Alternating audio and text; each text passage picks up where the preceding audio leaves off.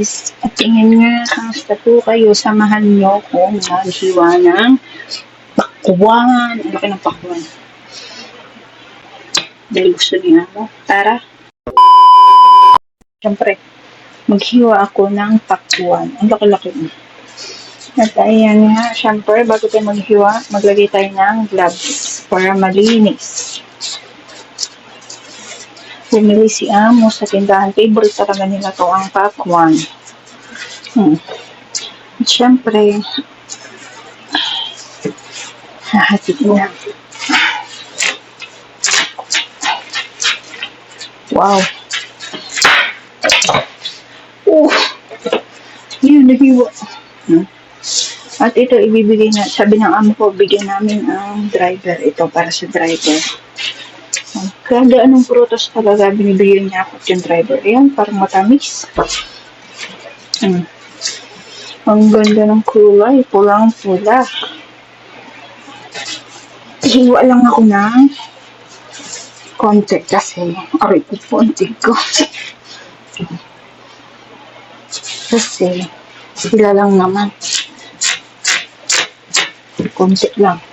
Para hindi mag-tubig.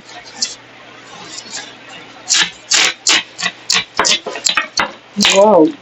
At ayan, itong part na to, itatabi ko to kasi para bukas. Para hindi magtubig. Itong part na to, ayan kinaamo. Ayan, hulog. Tikman ko nga. First bite. Thank you, Lord. Tamis. Kunti lang hiwain ko kasi si Amo lang naman tsaka yung dalawa na ko lang ang amo kasi mga anak na sa trabaho, sila lang kakain ako.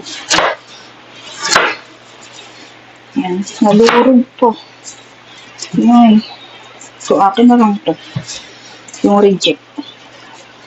Siyempre, hindi natin bibigyan sila amo ng sira.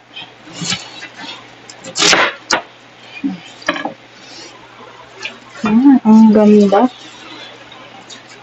Mahilig talaga sila dito guys ang pakwan. Kasi yung amo kong lalaki. Sabagay healthy naman talaga to.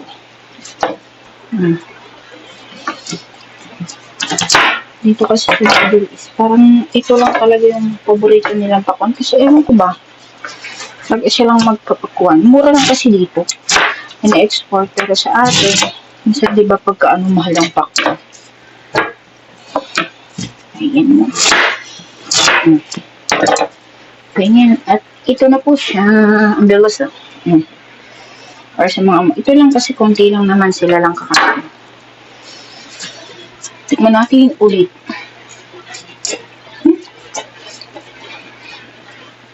Sarap. Refreshing. Yan lamang muna at thank you for watching guys. Please subscribe. Oh yes. Second bite. Third bite.